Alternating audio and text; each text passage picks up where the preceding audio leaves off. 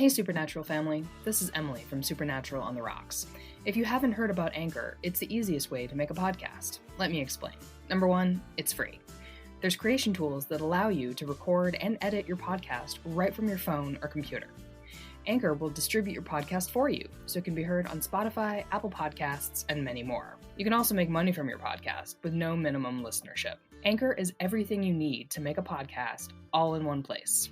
So download the free Anchor app or go to anchor.fm to get started.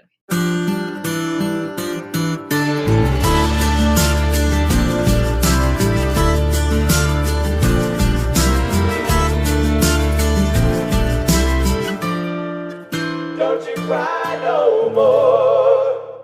All right, so yeah, we're about halfway through the season, and we are at the second X-Files ripoff of the season, Family Remains.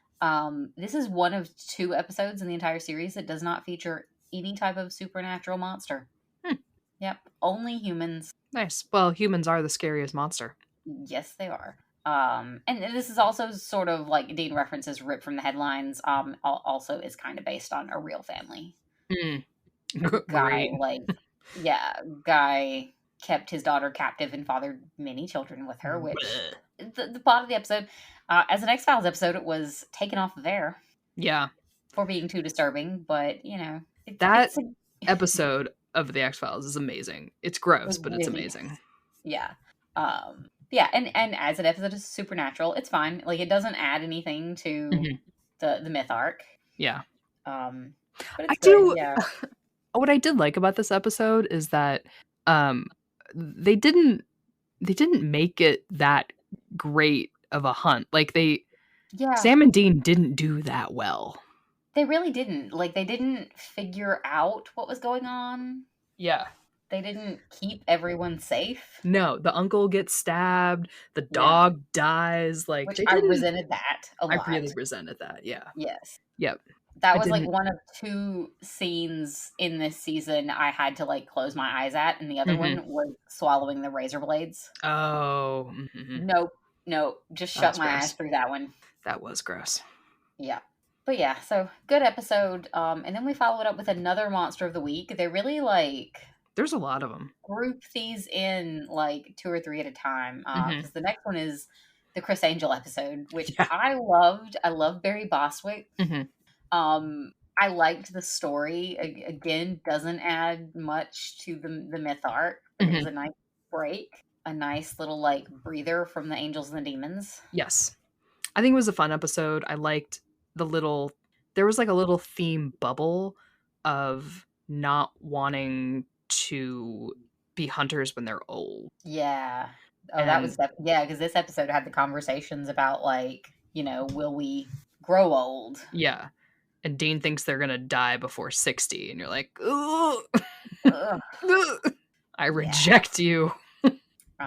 There's a little bit of Ruby in the episode, but and that kind of like ties back into Sam. Sam's the one that says he doesn't want to be hunting when he's an old man.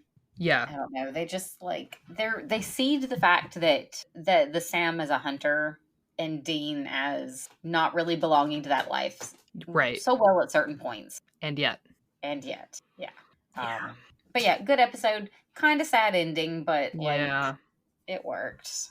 I mean, I think sometimes things have to end sadly. Yeah. Like, not all of their cases are going to go perfectly. Yeah. And after this, we have another flashback episode. This season is just chock full of flashbacks and what if they weren't hunter episodes. Like, it's really leaning into what if their life was different. Yeah, because this one, the episode's called After School Special, and they take a trip back to a high school that they went to as kids. Yep. So we get, like, them in that environment now, Dean as the coach, and Sam as the teacher. Yeah. Yeah. But then we also get... he's an orderly. Sorry. Yeah. He's a janitor. Yeah. They're there to investigate some deaths, but I don't remember where it was, but home of the bombers. Yeah.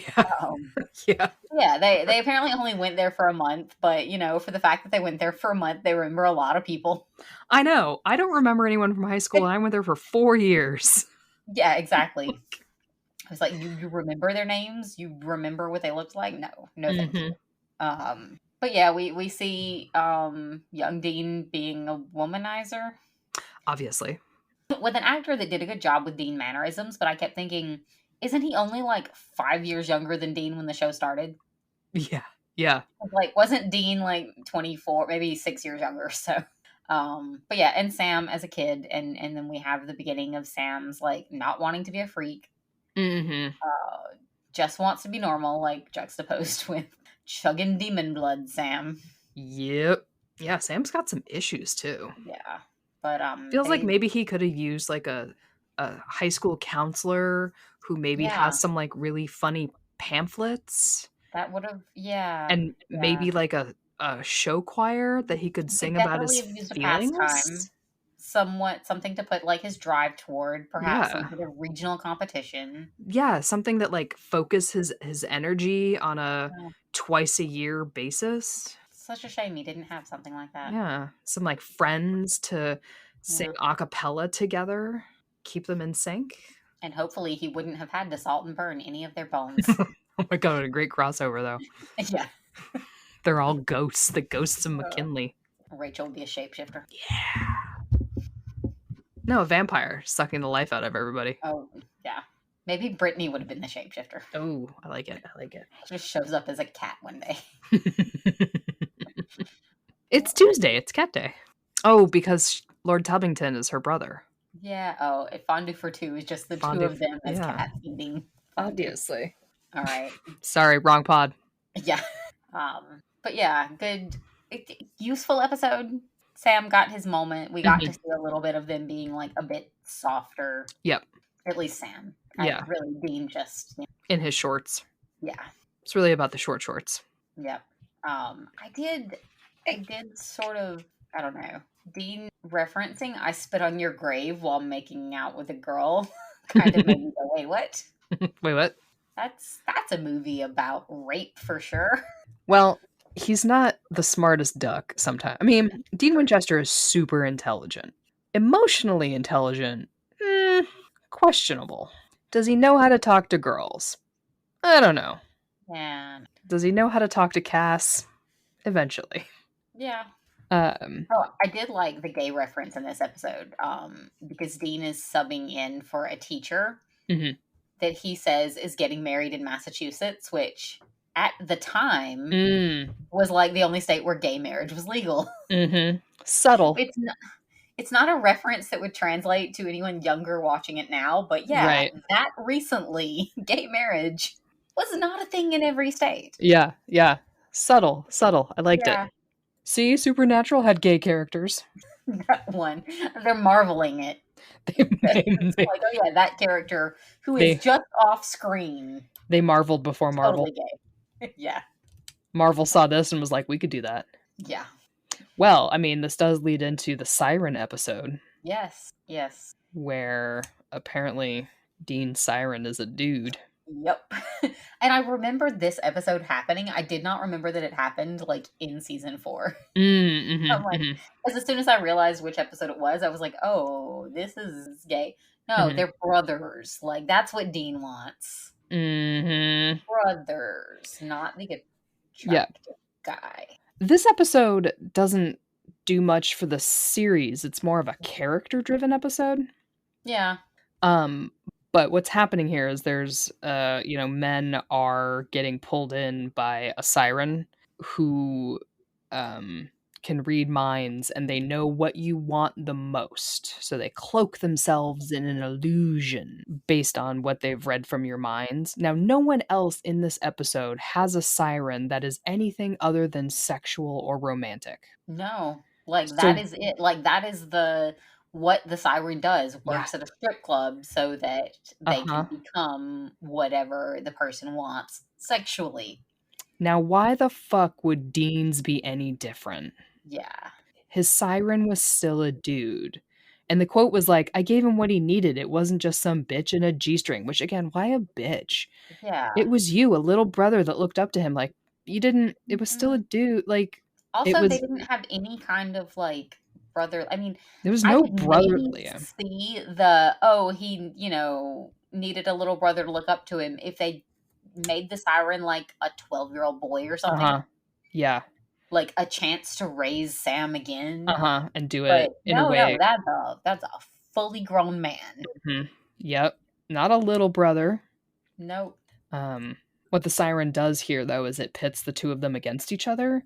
Yeah, and we get some truth bombs. We had a lot of truth telling here, which I think is what kind of the point of this episode was.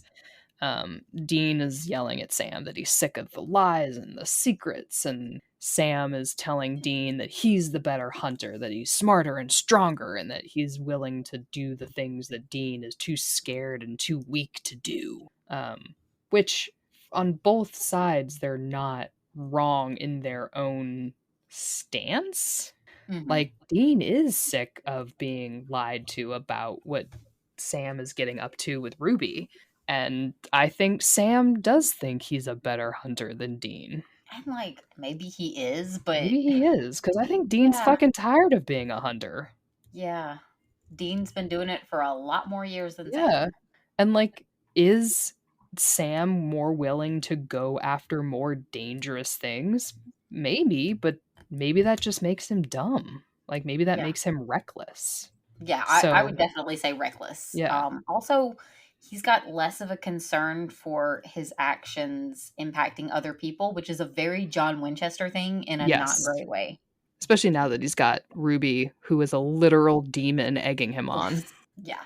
Although he thinks that Ruby is on his side, so he doesn't, Obviously, at the end of this episode, they try to act like they're all good, but they're not, and they haven't been good this entire season. Nope, and it's not gonna get any better. No, anytime soon. Does not get any better. Not even when the Reapers go on holiday in the next episode. Yeah, we get a couple of return characters. Mm-hmm. Tessa, who I really liked from season 2. I think so. I can't remember which one. I think it's 2. Yeah. It's technically 2 and 3 because it was the end of season 2, the beginning of season 1. It was the finale and then the first episode. But yeah, I liked Tessa. Well, she tells him that she's the one, or Dean is the one who got away. So Tessa's a Reaper. Yeah, if you forgot. If people are not watching these at the same time. But it is a reminder that Dean should have died. Yes, he is just like racking up the tally marks under the escaped death column. Yep. So I guess going to hell didn't really escape death. He just, Uno reversed it. Uno reversed it. That's a good point. It's a good call. It's a good joke. But yeah, we also have Pamela back. Oh, poor Pamela. I know. Jesus, this poor lady. God, she deserves so much better. At least she got to be bitter and pissed off about it. Yes, 100%. Because in this episode, Pamela dies. Because, like, the plot of the episode is that there's a town and people aren't dying. Mm-hmm. So Pamela gets some injuries and then doesn't die. And then suddenly they kind of save the day and return the Reaper to, like, reaping all the souls. Mm-hmm. And then Pam dies. Yeah. It's just bullshit. Yeah. She's salty as fuck about it, and I was cheering her on. Like, absolutely, you should not have helped these 2 men. They definitely led to your actual death. Yeah. First she lost her eyes. First her eyeballs. Then her life. And then her whole life. Yep. Sucks. But yeah, and we have Alistair in this episode. Ugh. That guy's voice is... It is. It is not the actor's actual voice, though, because he starred in a show called Sanctuary that I liked a lot. He was the villain / love interest to the lead. It's an Amanda Tapping show. All right. And I'll be honest, I found him creepy in that show, but you were supposed to. But the voice was definitely not the same. So okay. I guess good acting, but also you made a choice. It was a choice. Everyone's making voice choices on Supernatural, and some are okay, and then others are like, ugh. Speaking of our angel that swallowed gravel, Cass saying to Dean, "You're different." He is different. Angel baby in love. Imagine you're a human who is so different that you are changing an angel. No wonder they have the most fix on AO3. Yeah, that is some powerful emotions right there. And imagine you're the writer and you don't even know what you're doing. Like, we need to We need to talk to the writers. Like, do you even know what you're doing? You did this great. Like, you were the monkey at the The keyboard. that managed to get it right. Just typing away, and you're like, you're different, and he means something else, but those two actors are up there fucking around and like making something else. Any other actors, you'd be like, this is a totally different show with totally different meanings. I know this one is it's pretty, like, just to compare it, like, I read the fic for Teen Wolf, and then I watch the show, and I'm like, these fan fiction writers, I love them so much, but they are not watching the same show I am. No, with Supernatural, like, they are actually. They are watching the same show. Yep. Except for that last episode. Oh, yeah. Obviously. Well, speaking of the angels, someone's out there killing them. Yes, that's the thing that's happening. Which, I do love an episode that opens with Cass instead of ending with him. Yeah. And what a powerful baby. He's just so beautiful. Honestly, like, this era of Misha Collins is like choice. He is, like, I don't know. Beautiful. He makes a very striking angel, which I feel was necessary. Yeah. So Cass and Uriel show back up in Dean and Sam's room because they need Dean's help getting Alistair to name who it is who is killing the angels, which means they need Dean to inflict torture on Alistair, which is a big ask to ask of your new boyfriend. I guess I'm pretty new in the relationship too. Like, so the thing about this episode that I was a little unsure about is that we find out that Dean tortured people in hell. Does Cass know that? Yes. Okay. Because I couldn't tell if I, like, missed something there. I mean... Yeah, Cass knows it, and so Dean has his lines about, like, you can't ask me to do this. And Cass says, this is too much to ask, I know, but we have to ask it. So I did just miss some dialogue there. Yeah. He's got his, for a celestial being who is ambivalent and indifferent to humanity, he's got a big soft spot for Dino. Yep. But he must do what he must. The fact that in this episode, Alistair says it was supposed to be John breaking the first seal, which is something we find out that Dean did. Can you imagine if Cass and John had yeah. Would Cass have been quite so fond No. of John Winchester? No. Absolutely not. I don't think he would have rebuilt him quite the same. No. Been some pieces missing. What did you do to your son? Yep. And I would have appreciated that. That would have been amazing to watch. Cass does also reveal to Dean that his uppers in the angelic echelon have begun to question his sympathies, and that he's been getting too close to the humans in his charge, which is Dean. That he's too close to Dean. He says the humans, but as Dean, it's only Dean. He's not close to any other humans. No, it's only Dean. Yeah. This, however, is the episode where we find out that Sam is drinking demon blood. And that's where his souped up powers are coming from. And that it's Ruby who is encouraging him to do so. So that's awesome. Yeah. Ruby is, she's an interesting character. You never quite know. She spent this entire season seeming to help Sam stop Lilith. Like, that is her apparent drive. So why question the demon blood other than it being icky? Yeah. But I think we should be questioning the demon blood.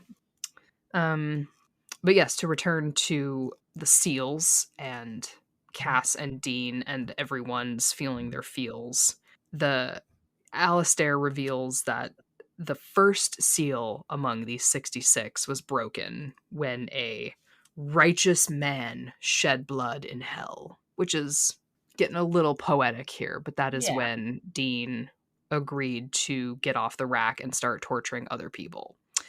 And I think Dean really needed that guilt on top of everything else that happened, right? Yeah. I think he really needed to hear that. I mean, I don't think he had enough going no. on in his life. So somehow all of the angel sigils and whatnot that were holding Alistair in this chamber start to get washed away a little bit, and Alistair gets free and ends up beating the shit out of Dean before Cass comes to the rescue. It was just me, or does Cass get impaled on rebar during this fight scene? Yeah, He does? definitely. Yeah, okay. I saw that and I was like, I'm I sorry. wondered if that was like a poetic moment, Yeah, or yeah. really there's just too much rebar laying around. I saw that and I tried to pause it and I was like, is that a motherfucking piece of rebar that they just put that angel on? Am I seeing that? Okay. Too soon, even though it happened 15 years earlier. 10 years beforehand. All right. Okay. So in this fight, Alistair admits that it's not the demons. Lilith is not behind the seals, right? All of this. And then Sam goes ahead and kills Alistair with his souped up powers. Dean. Because, why not? That's absolutely going to reassure your brother, who's very worried about you. Yes, definitely. I did like Dean in the hospital when Cass can clearly heal him. Mm-hmm. I was Cass is just like, nah. Just like, not this time, butto. Like, all right. We do find out that Uriel is the one who broke the devil's trap that was holding Alistair back. Yeah. We find out all about his greedy little plan to raise his brother. Yes. Turns out Uriel is the one who's been killing angels who refuse to help him bring on the apocalypse. Yep. Because he hates humans and wants to raise Lucifer to have a big ol' showdown. Also, I think is this the episode where he says there's no God? I think so. Yeah, actually, it has to be because he dies in this one. Because he does, yeah. That's just like the first little bit of foreshadowing there. Yeah.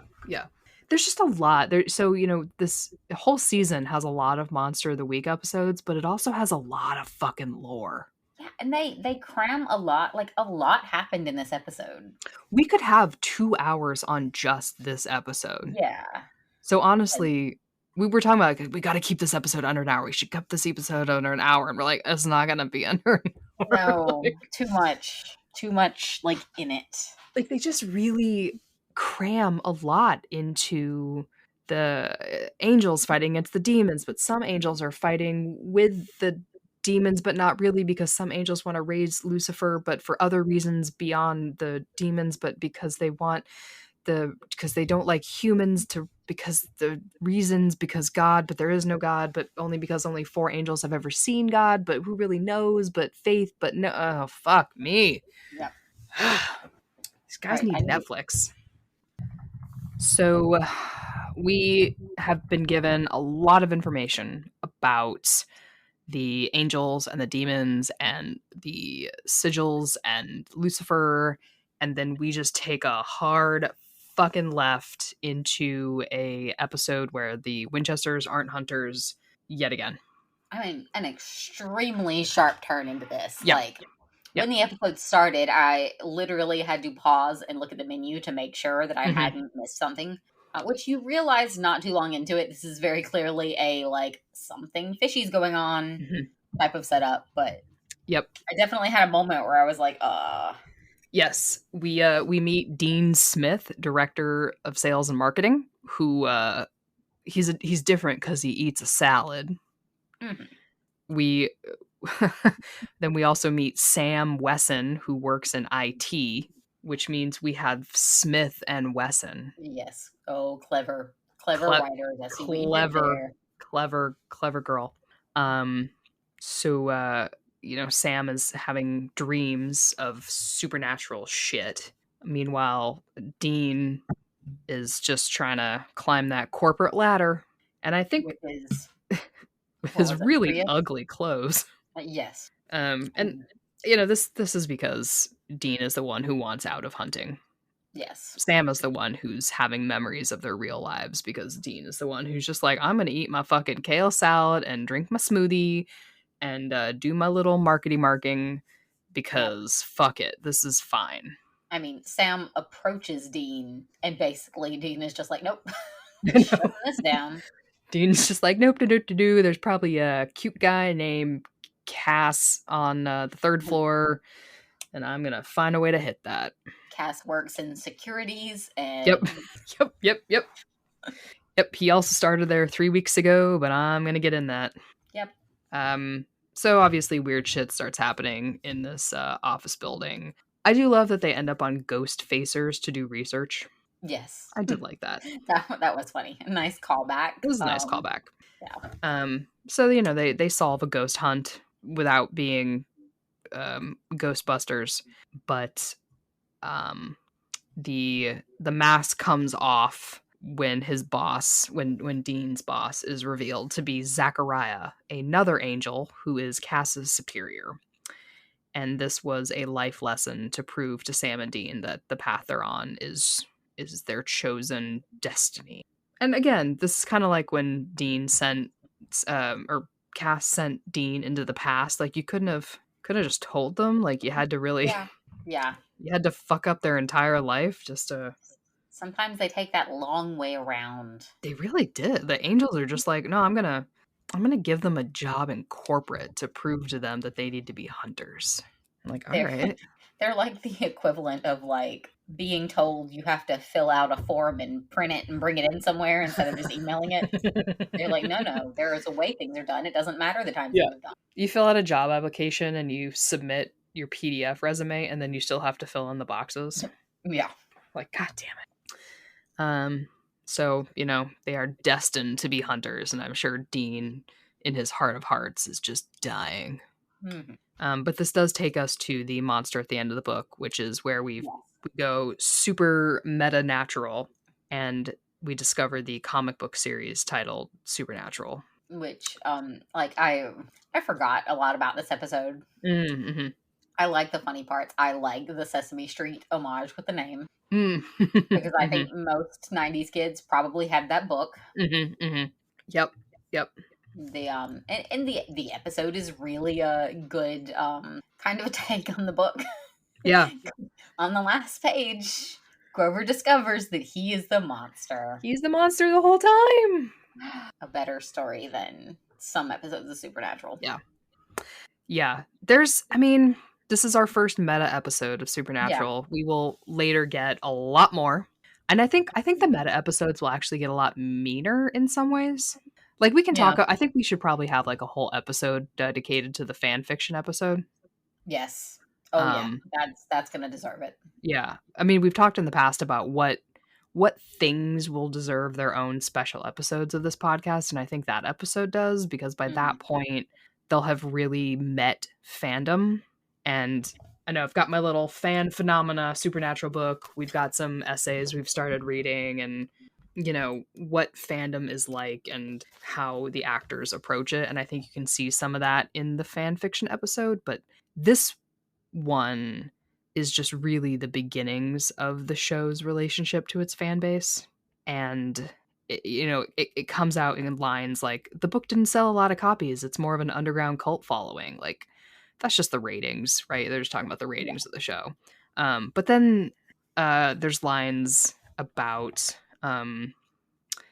they're fans of the series, although for fans they sure do complain a lot. Like, all right. Oh, there were definitely, there were some very obvious like messages directly to fans. Also the Wincest reference. Yep. Calling out slash fic. Like, all right, come on. Which is funny because this had to have been written before people, like before the writers and creators really knew that Cass and Dean were going to be like such a thing. I would think so. Like, Wincest would have been like the big thing. They thought they were addressing like what was going to be the dominating factor. I would think so. Yeah. Yep. Who knows? But the real villain? Villain here is we meet Chuck Shirley. And Chuck is writing the supernatural books as they happen. Under the pen name Carver Edlund, Yep. which is a combination of the names of two of the supernatural writers. Mm-hmm. Which really gets you around some issues with trying to get names okayed by legal. Yeah. Like, well, they're just our names. Like, all right, I guess that's fine. Yeah, we meet Chuck, who is currently a prophet of the Lord, who is writing the Winchester Gospel that Cass seems to think will someday be read by people as if it's a real gospel, which again, like real, but whatever. But you know what I mean. We do get a bit of Cass defying, not exactly orders, but like defying the way things are supposed to be. Yes. In helping Dean try and handle Lilith. Mm-hmm. Because like the prediction is that Lilith and Sam are going to sleep together. Because like, what do these guys do if not sleep with any woman in an episode? Yeah, or anything that takes on a female body. Yeah, true. Yeah, because like angels and demons, like are they women or are they just? Yeah, it's an interesting question, but yeah.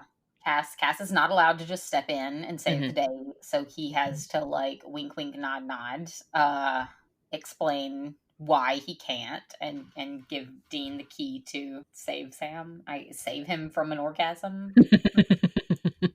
Yeah, save him.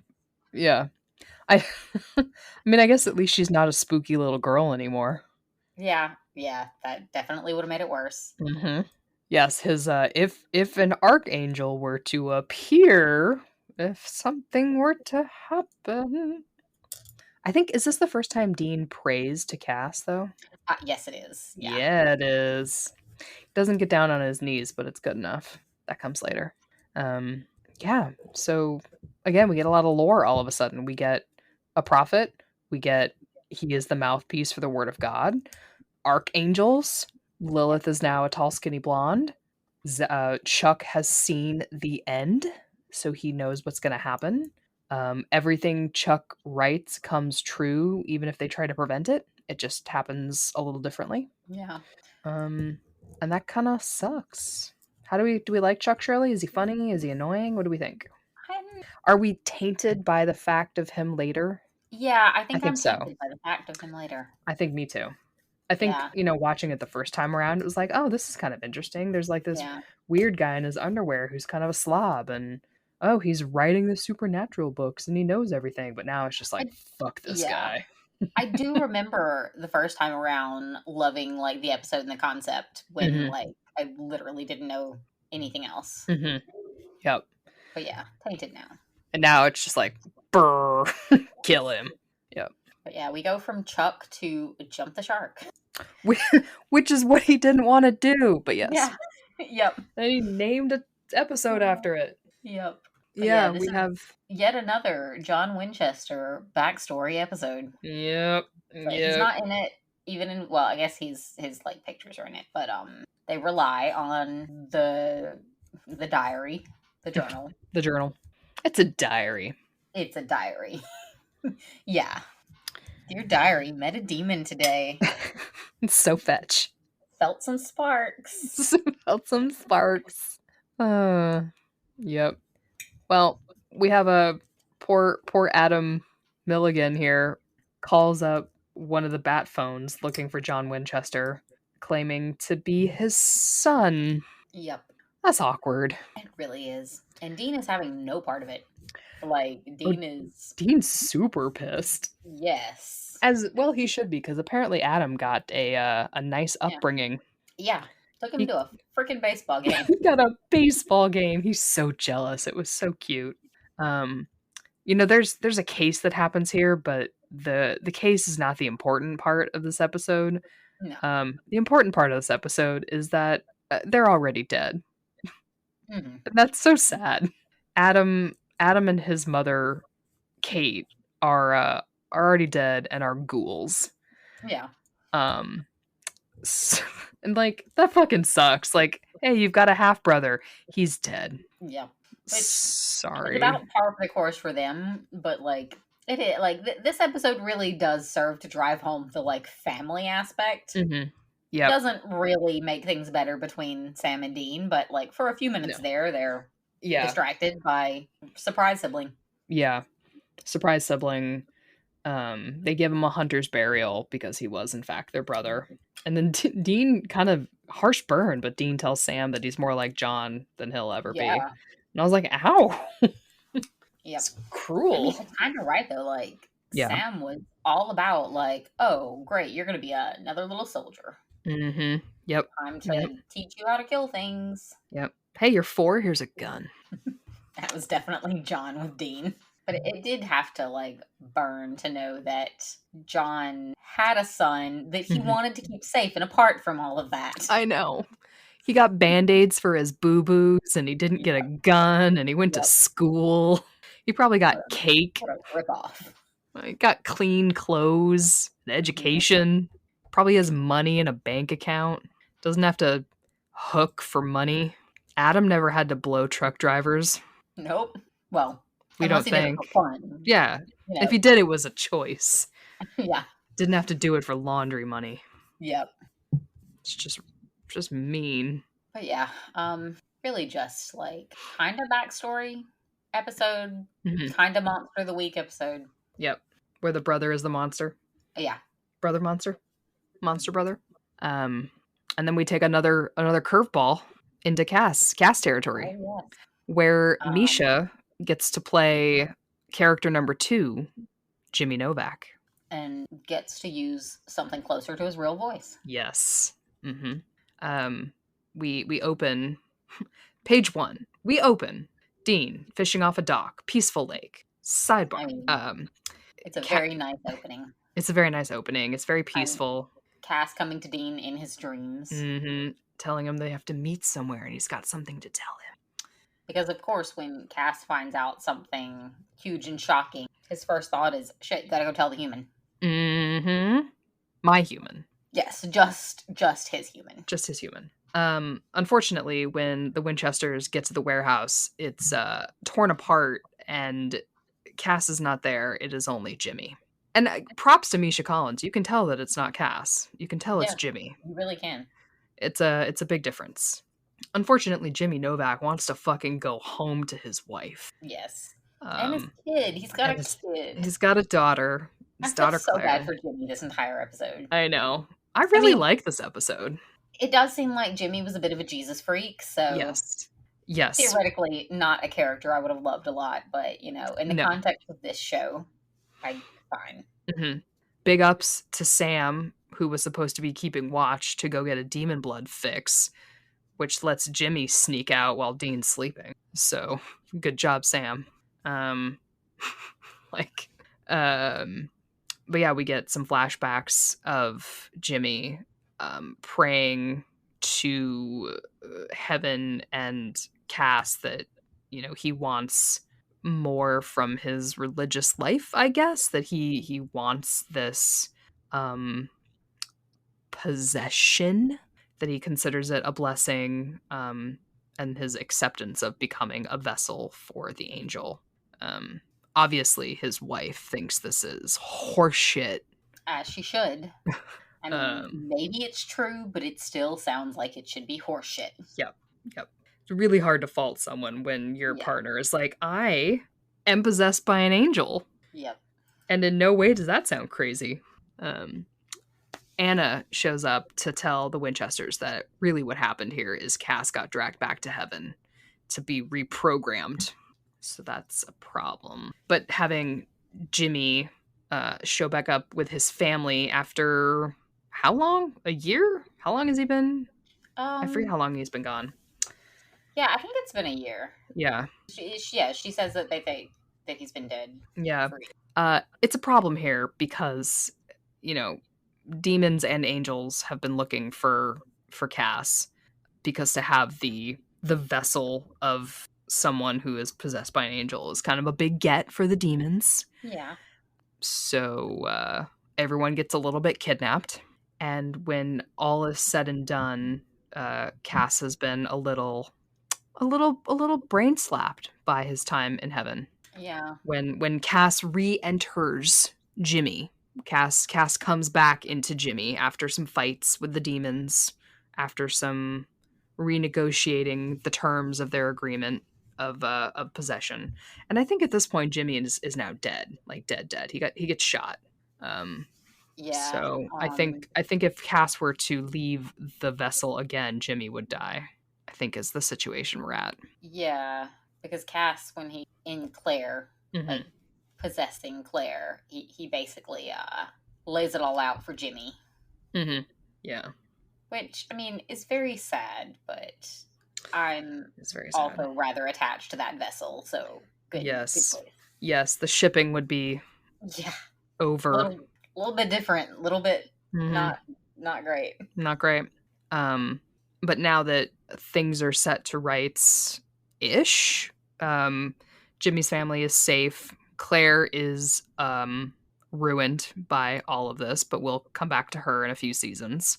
Um, Dean asks Cass what he was going to tell him at the beginning of the episode, but Cass has been reprogrammed by heaven and tells Dean that he does not serve man and that he doesn't serve Dean.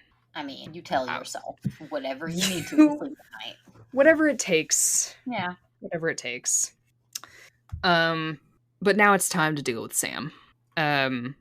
Bobby calls and they trick Sam into getting locked into the panic room that's in Bobby's house, which I think maybe they should have done earlier. Yeah. I mean, that really, if that was an option, why did that not come into play sooner? Yeah. Yeah. If this was allowable, I think maybe it needed to happen sooner. But here we are. So yeah, they're gonna detox Sam off of demon blood in the panic room. Yeah. Which Sam's not a fan of. No. I mean, to be honest, I wouldn't be a fan either, but No. He's not happy about it. There's a lot of screaming, a lot of hallucinations.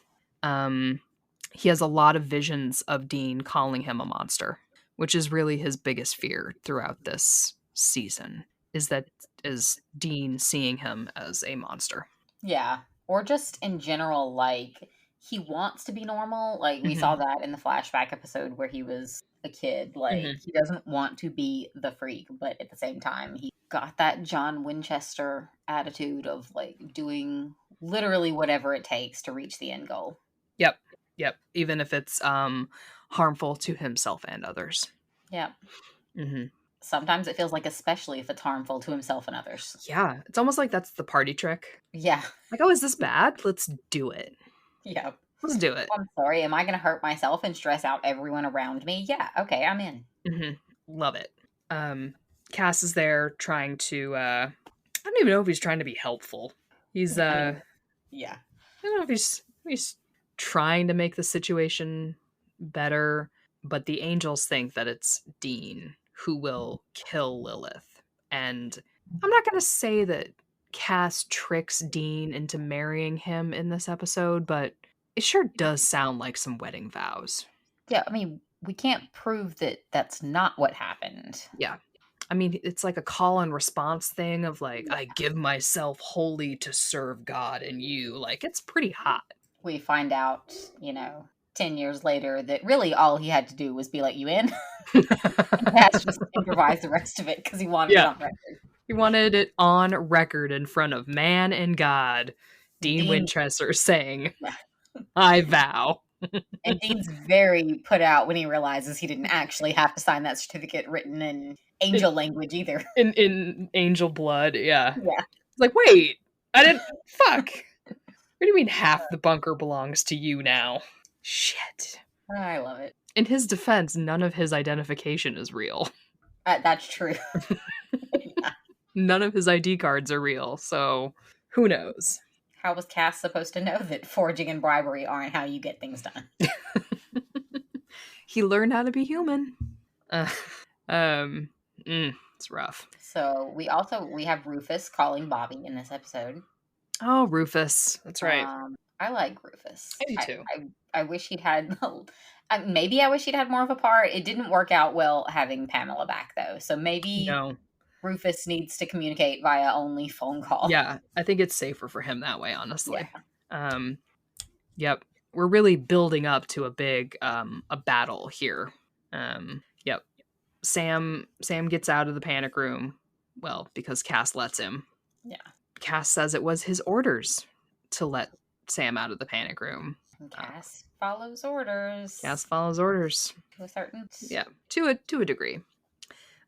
Sam hits up with Ruby because that's what he wants, and gets a good stiff drink of demon blood to get ready for this fight. And Ruby admits to him that they are getting down to the final seals, and that Lucifer's first is who has to break the final seal, is what she says. This would have been information that someone could have mentioned. Yes, it feels like these seals are continuously like, oh, here's a little bit more about them. Oh, here's a little bit more about them. Mm-hmm. And maybe someone should have just said, like, here's the list of things we need to do. There's always just a little bit more information. Just write a tutorial out. Wiki. The wiki, the 66 Seals wiki. Yeah. I'm sure there is now, though. Yeah. I'm sure the page on the 66 Seals is, like, epic. Dean obviously finds them and tries to convince Sam, as he has for seasons now, that Ruby sucks and is just fucking with him. Sam does not agree. And the two... Yeah. I was just going to say, I think based on this season and going forward, Dean wins best supernatural creature significant other prize. Yes, I think you're correct. And a bit of an I told you so. Yeah. They fight over, as kind of they have done obliquely, over who is the stronger of the two to kill Lilith. Like, who's the chosen one? Who's the leader? Who's the better hunter? Dean flat out calls Sam a monster, and not to come back if he walks out that door, which is a bold statement. When you've got, it is a bold statement, 11 seasons of a TV show left. Yeah. So, yeah, we get to the finale here. Yes, which I did not remember. I mean, I kind of remembered like parts of it. Yeah. But I didn't actually remember at what point it ended and the next season began. Oh, right. Mm-hmm. Yep. Well, we get a little backstory that the St. Mary's convent, and it's back to old Yellow Eyes, and that the door to Lucifer's cage is at this convent.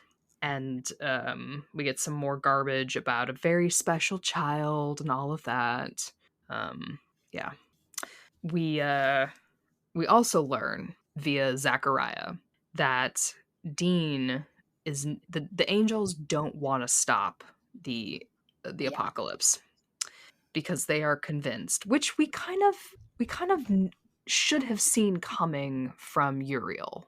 Yeah, Uriel wasn't exactly helping the situation. Yeah. But they think the angels are going to win and defeat Lucifer, and that will bring out a paradise on Earth. So let's fuck humans, so it's fine. And that Dean is chosen as the righteous man. It's just that he's chosen to stop Lucifer, not Lilith. They've just kind of been lying a lot. Like a lot. Lots of lies by omission. Yeah. Kind of a dick move, but like it's cool. He's, Dean takes this really well. Like really well. He's such a well-adjusted guy. Yeah. So this whole time Dean has been like trapped in a weird building with burgers and beer and like a highly he's in a palace or some shit with burgers. I don't really know where they kept him or like why they thought that was a good room for him. Yeah. I liked Cass saying like he was sorry it was ending like this, and Dean just punching him in the face. I mean, yeah. You kind of deserved it. He really did. And they do have a very interesting conversation about, destiny being a bunch of horse shit, and that it's just a way to keep humans and angels in line. And Cass asking Dean about what of humanity is so worth saving, and like what about the nature of humanity is worth it with pain and guilt and all of that versus being I think he says a Stepford bitch in heaven. Yep. But So they kind of are. I mean, they are. I feel like it says something that most of the people, as soon as they kind of snap out of that obey every order, are like, wait, maybe hell has more going on. Yeah. Maybe Maybe let's it's a hook little up better. with Lucifer, or Yeah. none of them are like, oh no, wait, this is Yeah. actually the better option. I like this better. Yep. Not wrong. So, uh,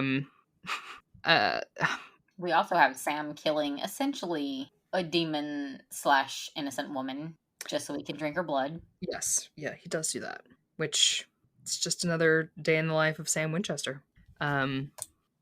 They do go get there's some other stuff that happens in this whole thing, but really it comes down to confronting Lilith and Which Sam Ruby. does, Yes. not knowing what Dean knows. Yes. Because Sam has refused to listen to anybody but Ruby. Yeah. Mm-hmm. And that serves him very well because it turns out Ruby does not have the same motives that Sam did. Nope. And was also withholding information from him. Yep. The whole time. Yep, because Lilith's death is the final seal. So, yeah, obviously, Ruby was gung-ho about Sam killing Lilith. Yep. Just didn't mention that wasn't going to stop anything. It was just going to trigger something. Like, she wasn't lying. She did want Sam to kill Lilith. And she was making him stronger. Yeah. Yeah, she just didn't want it for the same reasons. Yeah.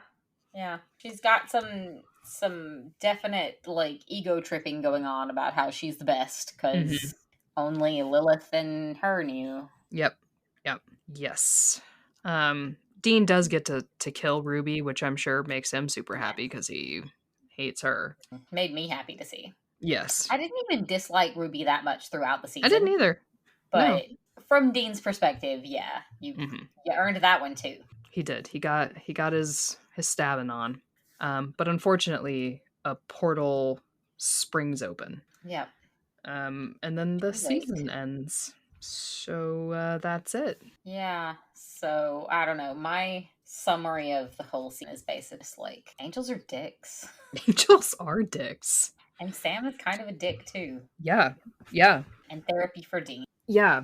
There's a lot of not talking to each other about important things. They really, really wanted to like emphasize that wedge between Sam and Dean because of the sort of like opposite sides they were taking. I mean, Dean with his angel baby and Sam with his demon girlfriend. Yep. Dealer, whatever. It's a demon dealer. Yeah. Yeah. Yep. Well, I mean, for a show that's centered around two brothers, at some point they had to break them up and put them on opposing paths, right? What are our big notes on season 4 of Supernatural? I love Cass. Yes, obviously. And Cass loves Dean. Yes. He doesn't know it yet. He's not quite capable of love yet. I don't, yeah. He is learning. He's learning to love. He's learning emotions. Yes. And attachment. I think his current emotion is, Yes. Confusion. Human. Danger. Yes. Why? He's in that, like, emotional puberty stage where he's having weird tingles in his, like, heart. In his heart space. Yes. Doesn't really know what it is. Doesn't really like it. Feels a little weird. Feels a little tingly. Just gonna try and ignore it for now.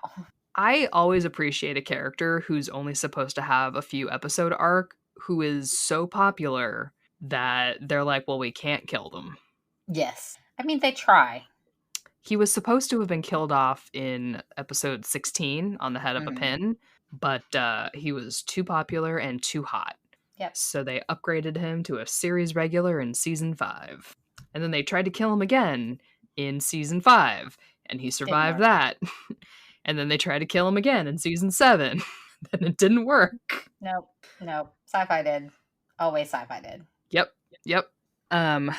Cass, though, also comes with a whole bunch of, like, themes of his own, because what did we say? It was, like, his third appearance, maybe? He's already talking about free will. Yeah. Where he's supposed to be an angel with faith and obedience and all of this kind of shit. And he's like, I think it's in episode 7 where he's already talking about choice when they want to smite the whole town to kill a single witch. And he's like, I don't have a choice. And Dean's like, of course you have a choice. Like they're already having these conversations like he's not a fucking angel. Again, the impression's spot on. Thank you. I've been watching a lot of YouTube videos to really work on my impressions, Dean. Just need some pie and some busty Asian babes. And have your next Halloween costume. But yeah, we have Cass and his free will. Yep. Especially like how it kind of contrasts to Uriel, who has discovered / believes there is no God, so he can kind of make his own rules. Right. And yeah. Anna, who is defiant in a completely different way. Mm-hmm. Yeah. It seems like God's angels are kind of all over the place. Yeah. A little bit of a clusterfuck there. Aren't they supposed to be the sentinels of heaven? And as we'll learn though, heaven is a fucking fuck show. Yes. It's not doing well. But when you meet God, kind of makes sense why it's such a nightmare up there. But I appreciate that with Cass comes not only a love interest, another character, but a whole new sense of choice and free will. And you've already got Dean struggling with what's his purpose. And then we get the episodes where he literally has no free will in them, like being sent back in time to like watch his parents. Yeah. Mm-hmm. Like he's trying his absolute best to save the day, only to find out like nothing he would do matters. Yeah, that absolutely no action he could have taken would have made a difference. A dick move on the angels' parts. Yeah, and then it's kind of the same way with Chuck. They're trying desperately to, counter what Chuck has written, but everything ends up happening anyway, just in a different way. Yep, which is kind of the anti-free will. Yeah, the season plays a lot with that, especially for Dean and Cass and the whole like angels God thing. Mm-hmm. Yeah. What is the difference between a man and an angel? Wings, probably. According to, is it Dean? Junk. Junkless, yeah. Was it Uriel he called Junkless? Yeah. Notice he didn't call Cass Junkless. Yeah. He's too invested in that. Mm-hmm. Oh, Dean, you silly fool. And they do have their fight at the end of what's even the definition of what's right and wrong and who's worth saving, because Dean always feels like he's not worth saving, which that's Cass's entire purpose, was to go into hell and rescue him. Yeah, and then we have Sam trying to do what he thinks is right in the most reckless way. Yep. Not taking anyone else's advice and being just like his father. And like, I think Sam also wants to feel important. Yeah. I think he definitely wants to save the day. Like he wants to think that the things that happen to him to make him like who he are can be used for good. Yeah. Mm-hmm. Definitely. Unfortunately for him. Well, and I wonder too if like Dean was out there hunting while Sam had fucked off from the family business and gone to school, and if he feels like he has to catch up, or if he feels like he is a step behind from Dean. I don't know why he, other than the needs of the plot, would feel like Dean is a better hunter, Yeah, Sam is also the one that had the choice to walk away and took it. Yes, yeah. So, like, if Dean is a better hunter, it's literally because Sam said, I don't want this life, and was allowed to do that. Whereas Dean doesn't feel like he ever had a choice. Right. He didn't get to go to college, and he didn't get any friggin' baseball games. He didn't get any baseball. No cake. No. No one had any birthdays. Sam never had to strip for dinner. No. Your brother did that for you. Sam never had to kill any gay nuns. Did you see that in the John's diary hunting journal? No. Someone, I don't remember where it came from, but there's excerpts from John Winchester's journal that for Dean's 17th birthday, he sent Dean on a solo hunt, which was to kill a pair of lesbian nun ghosts. I wonder why. Gee. That could have been any kind of message he was trying to send to his son. No messages there. So about that male siren. About that. Wonder what was happening. Unrelated. Yeah. Wonder why Papa John pushed them so hard. But yeah, so Sam, Sam's got baggage. Sam is the one who thinks that they can, like, win everything. Dean just wants to survive, but Sam's out there, like, Sam thinks they can, like, put an end to all of the bad shit in the world. He still has optimism, where Dean has spent 40 years in hell getting his guts ripped out. Yeah. Is just like, I just want a nap. Dean wants an out. Dean wants a break. Oh yeah. I think if the angels had given Dean an out, like, you will die doing this. Yeah. That's fine for him. But yeah, because I mean, at that point, like, just normal run-of-the-mill death would be like a break, which is like super depressing to actually think about. But like, that is the character they've set up with his backstory and how many times they've died. Yeah. Mm-hmm. And Sam is like, he feels different with the demon blood, and he feels like it would be best that Dean has left him behind in whichever episode that was that we talked about, that all the demon blood he's drinking is turning him into a monster, and he knows it, even though he gets a little murdery when Dean says it to his face. I mean, I would say that's why he gets murdery. Yes. Truth hurts. Too true. Truth hurts. And we have other seasons coming up where the brothers fight, but I think this is the first time they really go after each other on polar opposite ends of the spectrum of ways to deal with the big bad. And if you think about it, if this had been a 5-season show, they would have fought Lucifer in the next season. Yeah. And come around to each other and then been fine at the end. Or dead. Can't rule that one out. Oh. I mean, I don't know if at this point if they can die. Which remains a question I have for the series finale. Like, how can he even die? Like, I don't get it. Like, how? Doesn't death just throw them back? Like, no, I don't want this one. Yeah, really. Death be like, oh my god, just give up. Just stop trying. Frequent flyer cards run out. Like, no, please. They've got punch cards, like 12 deaths, 1 free sandwich. Which Dean would absolutely take in love. Or Cass would take in love, because Jimmy seemed like a fan of the sandwiches. Who did? That's right, he was horking down those burgers. That's another thing. Cass was not feeding poor Jimmy. No, he wasn't. Rude. The poor body was just, like, starving. The vessel needs snacks. I think we really haven't taken into consideration, like, the needs of the vessel. Yeah. Someone give him a quick tutorial. It's like, do you remember those dolls where you, like, fed it goo and then it pooped out goo? Like, yep. That's what I'm now thinking of with Jimmy. It's not entirely inaccurate. It has a heart, so it needs to be pumping, but then it needs electrolytes. Maybe Cass just knocking back the Soylent drinks. I've got to have so many questions now. Fragile bones. Yeah, so it's kind of an action-packed season, honestly. Yeah, big into the myth, big into introducing themes that stick around for quite a while, like God and angels and Cass loving Dean. Just little themes. Yeah. I mean, the problem here with God and angels is we really don't go down from here. I mean, we've got Lucifer now.